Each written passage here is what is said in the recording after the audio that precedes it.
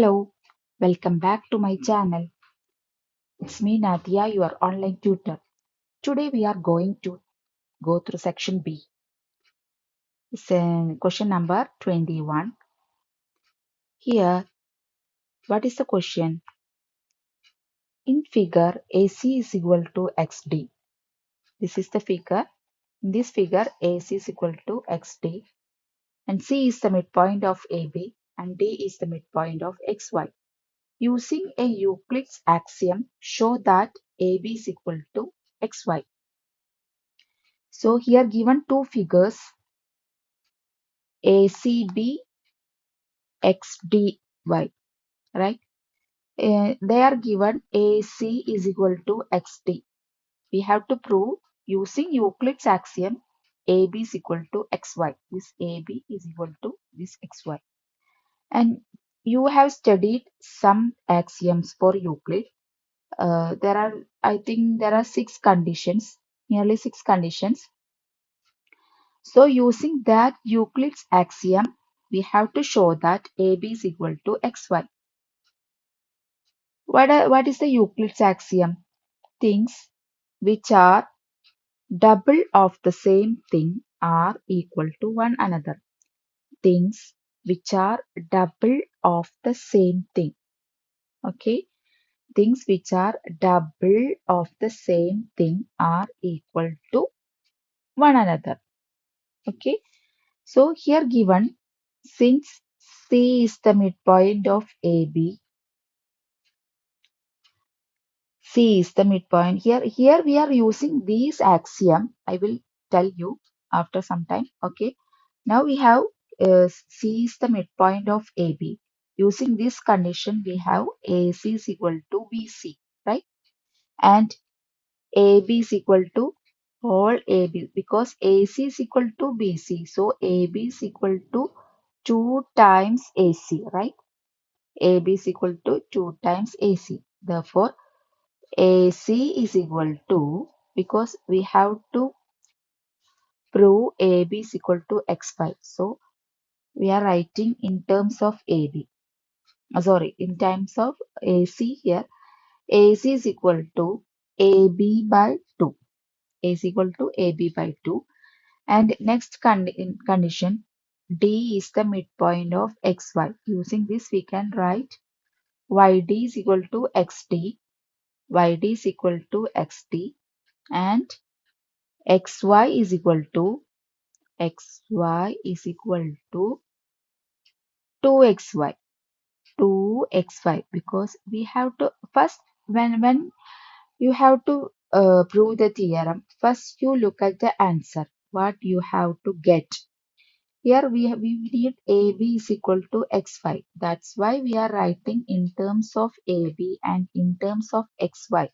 So here we write AB is equal to 2AC, right? And in the from the next figure we are writing XY is equal to 2XD, right?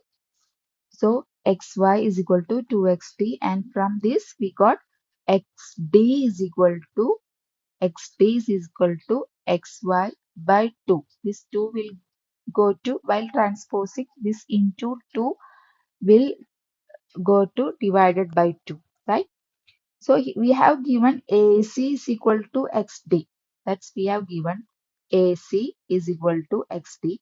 So which this equation, this which given this equation AC is equal to XD, we can write what this is equal to this, right? So AB by 2, we got AC is equal to what from the before equation, then XD is equal to what from this equation. So we can equate these two because we have given AC is equal to XD. So AB by 2 is equal to XY by 2. From this we can cut both 2 from here because it's an equal sign and same number on left hand side and right hand side, then we can cut these two, so which implies AB is equal to XY. This is the neat thing, right? We have the question, show that AB is equal to XY. So we have got what? AB is equal to XY. I think you got. And next question is, in figure, if AC is equal to BD, then prove that AB is equal to CD. So here given AC is equal to BD, we have to prove that AB is equal to CD. So this also we can prove by using the Euclid's axiom, another axiom. I told you before there are nearly 6 axioms are there. So here we are using Euclid's another axiom. Okay. So here given AC is equal to BD. So from this figure we have AC is equal to what? AC we can write between AC there is one more point B also. So we can write AC is equal to AB plus BC, right? So AB plus BC is equal to BD. Also we can write there is a point C between B and D. So we can write BD as BC plus CD. So AC will come AB plus BC and BD will come BC plus CD. Hence AB plus BC is equal to BC plus CD. Now we are using Euclid's axiom. We know that when equals are subtracted from equals, the remainders are equal. What it means? If we subtract one number here, then we need to subtract the same number from here also. Okay, so using this axiom, if we are using AC, we have to use here AC. If we are using BC, here we have to use BC. What we are using here in the left hand side, that the same thing we have to use in the right hand side. That here same. So using this theorem, look at this condition here. In BC is common in both side. BC is common, so we can subtract BC here. So here also we can, if we subtract BC from left hand side, we need to subtract BC from right hand side. Okay, so we can cancel here. So using this idea, we can write AB plus BC minus BC is equal to BC plus CD minus BC. Look, AB plus BC minus BC is equal to BC plus CD minus BC. Okay, so we have here BC, BC cut, right? BC and BC is cut. This BC cut, BC cut, and here also plus BC minus BC cut. Uh, One number with opposite sign can be cancelled. Using that, we can cancel this BC from each side. So what we got? We got here AB and here CD. AB is equal to CD. That's we have to prove. Okay, we got the answer. AB is equal to CD. Then next question number 23. Question number 23 is, name the quadrants in which the following points lie. They are given 4 options and we have to find in which quadrant is all of these points lying. Okay. Now before that, we can we have to know what is the quadrant. Okay. This is the graph and there are 4 quadrants. Okay. This is the first quadrant. This is the first quadrant. This is the second quadrant. This is the third quadrant. And this is the fourth quadrant. You have to by heart this. Okay. You don't forget. You have to by heart this. This is a if these type of question come, you will get, you can score full marks. So you have to by heart these type of questions. So this is the first quadrant. This is the second quadrant. This is the third, and this is fourth. In first quadrant, what what is the x and y? You know, x-axis is the horizontal line in which the right hand side is positive, right? X-axis is the vertical line, horizontal line in which this is origin 0, and here plus 1, plus 2, plus 3, plus 4, plus 5, like that. And on x-axis, the left-hand side is negative. Minus 1, minus 2, minus 3, minus 4, minus 5, like that. And the vertical y-axis is what? Y-axis is the vertical line. This is the y-axis and this is vertical line, right? So here, this is x-axis and this is y-axis. Vertical line is y-axis. On y-axis, the above side, upper side is positive. So we can write here 1 plus 2 plus 3 plus 4 plus 5, etc. And downside is negative, negative 1, negative 2, negative 3, negative 4, negative 5, etc. like that. So you have to by heart these, then the answer will be very easy for you and you can score the marks completely. So here you know this, what we got, this is xy means here x is positive, y is positive. So in the first quadrant x is positive, y is also positive. And this is the second quadrant. Here x is positive, y is positive. And this is the second quadrant. Here x is negative and y is positive. X is negative, y is positive. And in third quadrant, both x and y are negative values, right? And in the fourth quadrant, x is positive and y is negative. Okay. So using these, you can write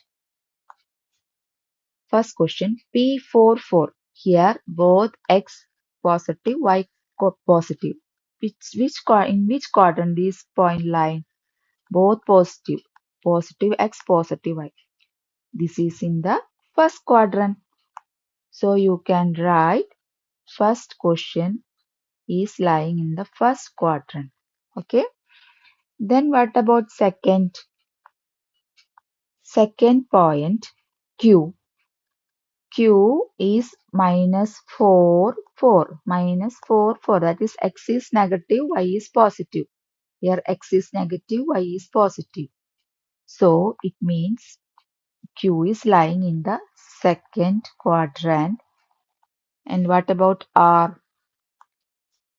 R, both x and y are negative. Both x and y are negative. So it is lying in the third quadrant. So we can write R in the third quadrant. Okay. Then what about S? It is x value is positive, y value is negative. So S is lying in the fourth quadrant. Okay. You can write fully. It is lying in the fourth quadrant. Okay. So this is the answer. This is a very easy question. This is a very easy question. You can score complete mark. Okay. Question is an optional question. This in this question you can choose either A or either B. Either A or B. Okay. Because this is an optional question. Okay. So here I write for my convenience this A, B like that. They didn't give any option. Okay. I don't know if they will give in their final examination paper. Okay. But whatever it may be, you want to be careful which option are you writing. You want to specify this both. If they given any option A or B, you want to specify this number and also this A or B. Okay. So here this first question is, if x equal to 3 plus 2 root 2, find the value of x square plus 1 by x square. We can answer the first question first. Here x is given, x equal to 3 plus 2 root 2. We have to find the value of x square plus 1 by x square. So x is given. Now we have to find the value of 1 by x, because we have to find 1 by x square. So first we have to find 1 by x. Okay. In all these types of question, we have to do this method. You have to follow this method. Okay. So 1 by x is equal to 1 by 3 plus 2 root 2. Then what we have to do? We have to rationalize. You all know we have to rationalize by changing this sign. If there is plus, we all discuss this about before the another class. So you all know. So 1 by 3 plus 2 root 2 is equal to 1 by 3 plus 2 root 2 into 3 minus 2 root 2 by 3 minus 2 root 2. This is equal to 3 minus 2 root 2 by, this is a plus b into a minus b form, a plus b into a minus b form. So it is a square minus b square, right? So what is a here? This 3, a is 3. 3 is, a is equal to 3. So a square means 3 square minus 2 root 2 whole square. B is 2 root 2, right? So this is equal to 3 minus 2 root 2 by 3 square 9 minus this 2 root 2 square, what we will get? 2 square into root 2 square. That is equal to 4 into root 2 square means 2. Root 2 into root 2, 2. So 4 into 2, 8. That is equal to 9 minus 8. 9 minus 8. That is equal to 1. So the answer is 3 minus 2 root 2 by 1, which is the same as 3 minus 2 root 2. So any number, because any number divided by 1 gives the same number. So therefore we can find the answer, x square plus 1 by x. X square is equal to, x we all know, 3 plus 2 root 2. 3 plus 2 root 2 whole square plus 1 by x, you know, you find before 3 minus 2 root 2. So 3 plus 2 root 2 whole square plus 1 by x, what? 3 minus 2 root 2. 3 minus 2 root 2 square. Now we have to expand these both. So it gives a plus b whole square and a minus b whole square. A plus b whole square, a minus b whole square. What is a plus b whole square? A plus b whole square is equal to a square plus 2ab plus b square, and a minus b whole square is equal to a square minus 2ab plus b square. Using these two identities, we can expand this. So what we will get? A plus b. Here a is equal to 3, b is equal to 2 root 2. Okay. Here also a is this, using this identity, a is equal to b, sorry, a is equal to 3, b is equal to 2 root 2. So a plus b whole square, using this identity, we can expand the first expression. This is equal to a square. A square means 9 plus 2, 2 into a into b means 2 into 3 into 2 root 2 plus 2 root 2 whole square, b square, 2 root 2 whole square. Then this plus is this. Okay, plus we are opening this bracket, a minus b whole square, it is equal to 9 a square minus 2 into a into b, 2 into 3 into 2 root 2. You don't need forget this sign. If it is a minus b whole square, here it is minus. It is, if it is a plus b, here it is plus. So this minus 2 into 3 into 2 root 2 plus 2 root 2 whole square is equal to 9 plus this we can expand. 2 into 3, 6. 6 into 2, 12. 12 root 2. This also same. So 2 plus 12 root 2 plus 2 root 2 whole square means 2 square into root 2 square, which means 4 into 2 is equal to 8 plus 9 minus this we already expand before, same answer, minus 12 root 2 plus 8 plus 8. Okay, this equal to, we can cut the same numbers with opposite signs. Okay, we can cut here plus 12 root 2 minus 12 root 2. This is the same number with the opposite sign. And what are the remaining numbers? 9 plus 9, 18. Right? 9 plus 9, 18.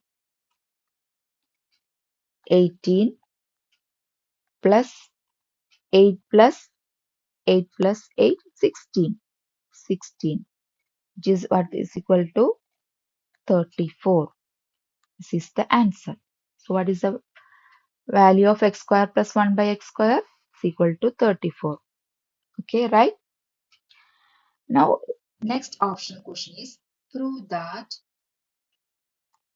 1 by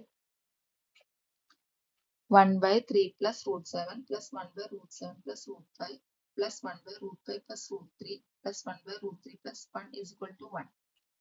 So, in this question, we need to rationalize each one of these number.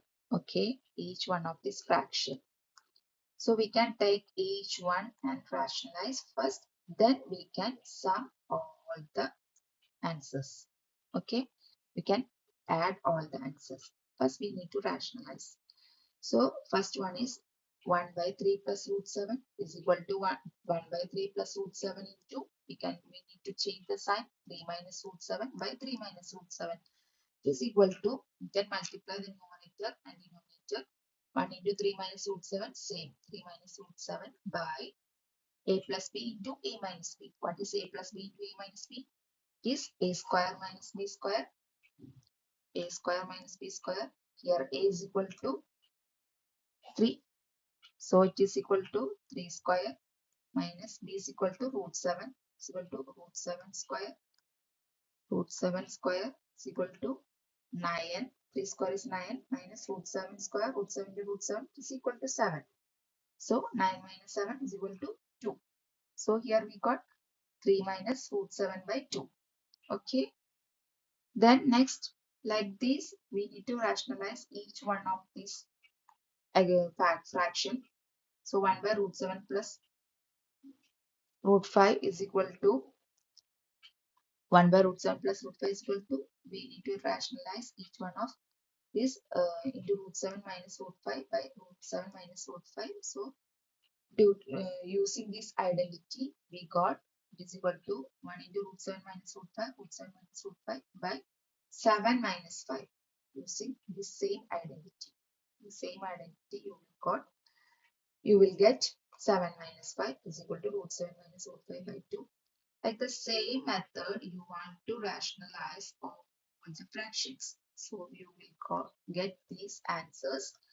Now what do you want to do?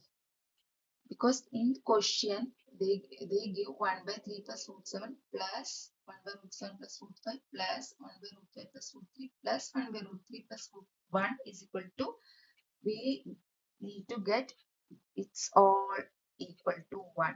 So we can add all these fractions. So this changes to this. So we get 3 minus root 7 by 2 plus root 7 minus root 5 by 2 plus root 5 minus root 3 by 2 plus root 3 minus 1 by 2, which is equal to, we can write all numerators together because the denominator is same for all. So we can write all the numerator together. Okay. So here is equal to 3 minus root 7 plus root 7 minus root 5 plus root 5 minus root 3 plus root 3 minus 1 all divided by 2 is equal to, we can cancel the like terms, that number which opposite sign. Okay. So here minus root 7 plus root 7 minus root 5 plus root 5. Not like terms, we can cancel the unlike terms. That is minus root 7 plus root 7 minus root 5 plus root 5 minus root 3 plus root 3. These all are unlike terms. So what is the remaining number here? It is equal to 3 minus 3 minus 1. Here 3 and minus 1. This is only number here. 3 minus 1 by 2 is equal to 2 by 2 is equal to 1. So we got the answer. So what is the answer? 3 minus 1 by 2 is equal to 2 by 2 is equal to 1. Okay.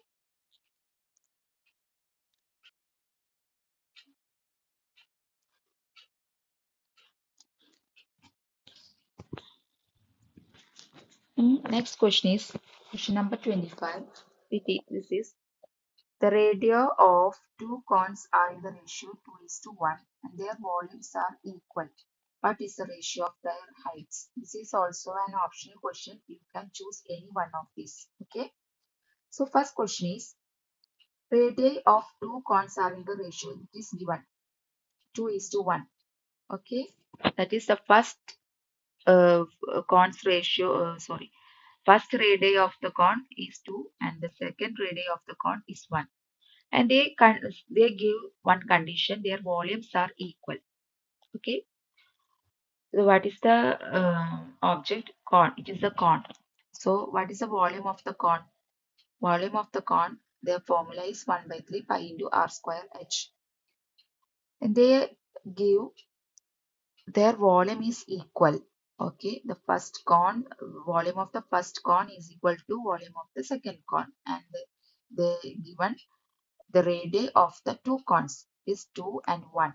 So we can write with the condition given, volume of the first cone is equal to volume of the second cone, that is 1 by 3. We can write it like this, r1 square h1 square, because they given two cones. That's why we are writing r1 h1 and r2 h2. Okay. 1 by 3 pi into r1 square h1 is equal to 1 by 3 pi into r2 square h2. That is equal to 1 by 3 pi into r1 given 2. 2 square into h1 is equal to 1 by 3 pi into r2 1. 1 square h2. We have to find the ratio of their heights, that is h1 by h2. We have to find h1 by h2. So here in both equation there is the same number, then we can cancel. Here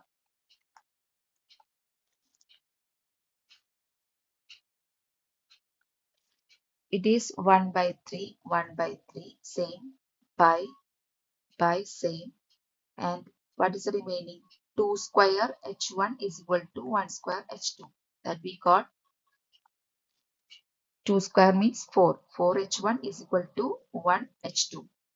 Now we have to write these in the form ratio of their height means h1 by h2. This we have to find. So we need to rearrange this equation in this format. Okay. So we can rearrange. Here we got 4h1 is equal to 1h2. 1h2 means same h2. And into h2 means h2. So we can write this equation as 4h1. We can bring this h1, h2 to this side. So we will get 4h1 by h2, right? 4h1 by h2 is equal to, what's the remaining number here? 1.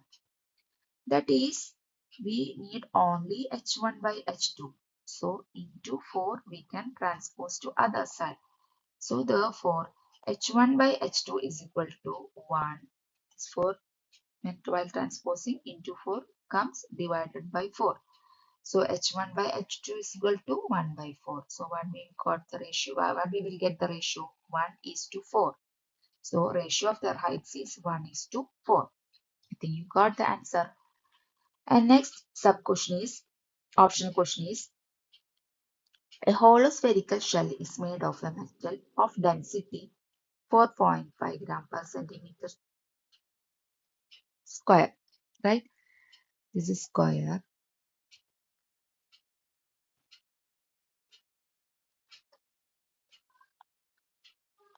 Here, what is given? It's given a hollow spherical shell and its internal and external radii are 8 centimeter and 9 centimeter respectively. And here it is given this hollow spherical shell is made of a metal of density 4.5 gram per centimeter cube. Okay, so we have to find the weight of the entire shell. Entire shell. So we have given hollow spherical shell. We know and volume of we all know the volume of a normal spherical shell is V is equal to 4 by 3 pi r cube. This is the normal spherical shell. But it is given a hollow spherical shell. This is the hollow spherical shell and it's given small r and capital R. Small r inner radius is equal to 8. Capital R outer radius external radius is equal to 9. And the density is equal to 4.5 gram per centimeter cube. So first we can find the volume of a hollow spherical shell. Then we can multiply this value by the density. Then we will get the weight of the entire shell. So first we can find the volume of hollow spherical shell, that is V is equal to 4 by 3 pi into this R comes for hollow spherical shell R cube minus capital R cube minus small r cube. Then we can substitute the values 4 by 3 pi into capital R 9 small r 8. 9 cube minus 8 cube is equal to 4 by 3 pi into 9 cube is 729, 8 cube is 512. That is equal to 4 by 3 pi into 270. Now here we all know the value for pi is 3.14 or 22 by 7. Here for our convenience we are taking the value fractional value for pi. So here substituting the value of pi as 22 by 7, we will get it is equal to 4 by 3 into 22 by 7 into 270, which is equal to, we can simplify these, is equal to 4 into 22, 88, 88 by 3 into, this will cancel. I will show you 4 by 3 into 22 by 7 into 270. Here 7 and 270. This is the common factor of 7. Here 7 by 7, 1. 217 by 7, 31. So this will come 4 by 3 into 22 into 31 means 4 into 22, 88. 88 into 31 by 3. So this value come like this, 88 into 31 by 3. Now we can find, so we get the volume. This is the volume. Now we have to find the weight of the entire shell. That is, weight is equal to this volume into density, right? So here the density is given as decimal 4.5. This 4.5 we can write it as fraction for the convenience of simplification. So here one decimal place, so we can write it as 45 by 10. 45 by 10. Okay. So what we will get the calculation 88 into 31 by 3 into 45 by 10 as here in 45 and 3. The common factor 3. So this is 3 by 3, sorry, 3 by 3, 1 and 45 by 3, 15. Okay. Now in 88 and 10 it is the common factor 2. Here it common factor is 2. So here 2 in 10 to 5 times, in 88 44 times, and again 5 15 3 times. Okay. So what we get 44 into 31 into 3. That is 44 into 31 into 3 means 93. So we get 4092, 4092. Now we can express it as because the weight of the shell. So it will be in, it is good to express it in kg because the weight is too much bigger quantity. So we can write, we got it as in gram, but we can express it as in kg. So how we will convert gram into kg? We can divide it by 1000. So by dividing by 1000, here 3 decimal place, we have to move 3 decimal places to the left. 1, 2, 3. So 4.092 kg. So we get the answer. Weight of the shell is equal to 4.092 kg.